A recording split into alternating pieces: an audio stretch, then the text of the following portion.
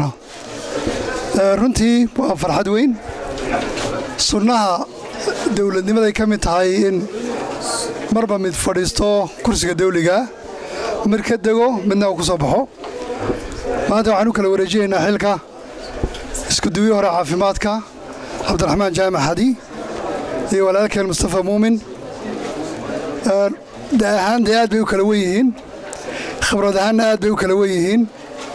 laakiin nin walba maalin unbuu bilaabay walaalkeen cabdiraxmaan jaamac hadi waxaan leenahay allaha ilaahay subxana wa taala ka abaaliyo muddadii faraha badnayd ee aad ka ahayd iskuduwaha gobolka awdal iyo intaad bahda caafimaad ku jirtayba ilaahay cimri wanaagsan iyo khayr allah kuugu bedelo si wanaagsan buuna uga soo shaqeeyey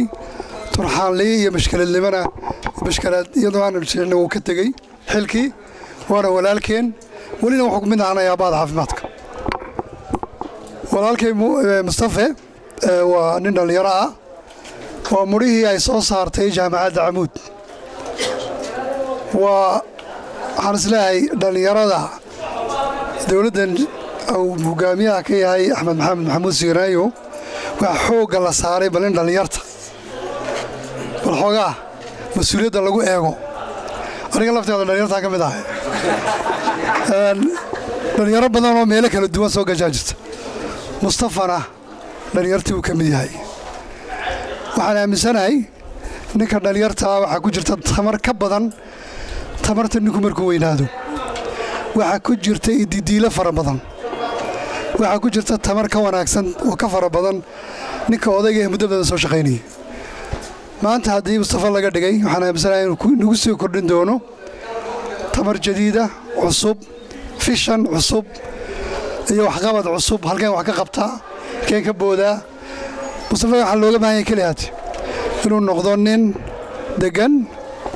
hubsada wixii loola yimaado soomaalidu way cabasho badan tahay way wada caban kolley ha cabatee laakiin waxaa la tallaabo kastood qaadayso garabadaada walaalaha ee kula shaqeeya qabiilkaagu waa caafimaad bahdaadu waa caafimaad taladaadu waa caafimaad cid allaale cidda caafimaadka kula shaqaysa ayaa kuugu dhow dadka madaxnimadana jaranjarteedii baad soo kortay ama waad ku khasaari ama waad ku faa'idi waxaanse aaminsan inaad ku faa'idi doonto haddii aad noqoto ninkii la tashada dadka ninkii talada dejiya ninkii runtii u fiirsada howlaha fara badan ee kaa hor iman doona iyo muranka inta aad u dulqaadan karta aad dulqaadato taasi markaa mustafaan leeyahay ilaahay subxana wa taala ku asturo waxaanan idinka rajaynaya dhammaantiin inaad idiguna la shaqaysaan soo dhowaysaan maalinba nin baa lagu eegayaae gobolkani waa gobolka muraayadda caafimaadka ama aqoonta dalka jamhuuriyadda somalilan ama magaca soomaaliya afka soomaaliya ku hadloo dhan waxaanu jecelnaha ciddii naga soo baxday mas-uul noqonaysaa inay noqoto cid u qalantaa waxaa loo idmaday inay noqoto inta kale la joogtana ay kaaliso walaalkood way garab joogsadaan saasuu qofku ku noqonaya qof jira qof muuqda qof shaqadii ka soo baxay waxaan runtii mahada caafimaadka aad ugu celcelinayaa la shaqeeya walaalkiin galdaloollo badanoo caafimaad baa jirta galdaloollo badanoo caafimaad ayaa jirta rooma maalin kale hata laguma dhisin maalinba dee intaan qaban karun maynu qaban inta kale waynoo harsanta maalinba inbuu qofka bini'aadankii qabtaa taasaa inoo ballana taasaynu ku dadaali doonnaa inaan qabanno waxaa qodobka kale aan raba inaan ka tilmaamo halkan waxa weeye gobollada jamhuuriyadda somalilan gobol kastaa wuxuu leeyahay guddi caafimaad oo boodha oo runtii markaan gobollada tegna lala kulantaa ka soo horraysay iskuduwayaasha iyo qolada maamulka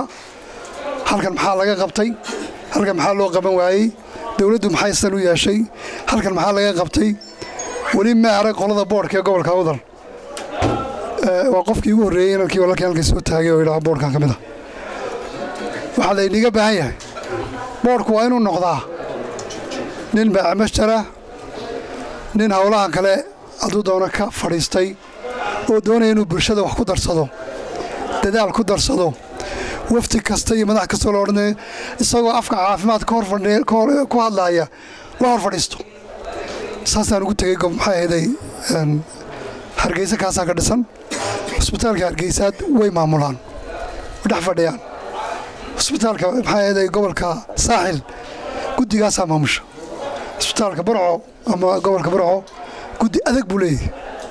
waalidina waxay naga baahanay guddi adagoo nimanka la shaqeyso garab joogsata taasi waa taa iyarbaan dhinaca siyaasadda u weexanayaayo waxaan runtii horta aad soo dhaweynayaa ay tahay in la soo dhaweeyo dekada Berbera walbi lagu wareejiyay qolada maxaa la dhahay Dubai Port runtii dadku qalad bay ka fahmeen waa yar waadixinaya inta ugu yar oo qofka bilaadiga soo dhan karo waxaad ka heli kartaa waxa weeye waxaan horta nahay dalaan la aqoonsan oo cid aqoonsanayaan international community gaan aqoonsanin laakiin iyagu is aqoonsan inagu ma isku dhex wareegayno maraakiibta inoo imanaysa marka la yiraahdo waxay tagayaan Berbera waxa la weydiiyaa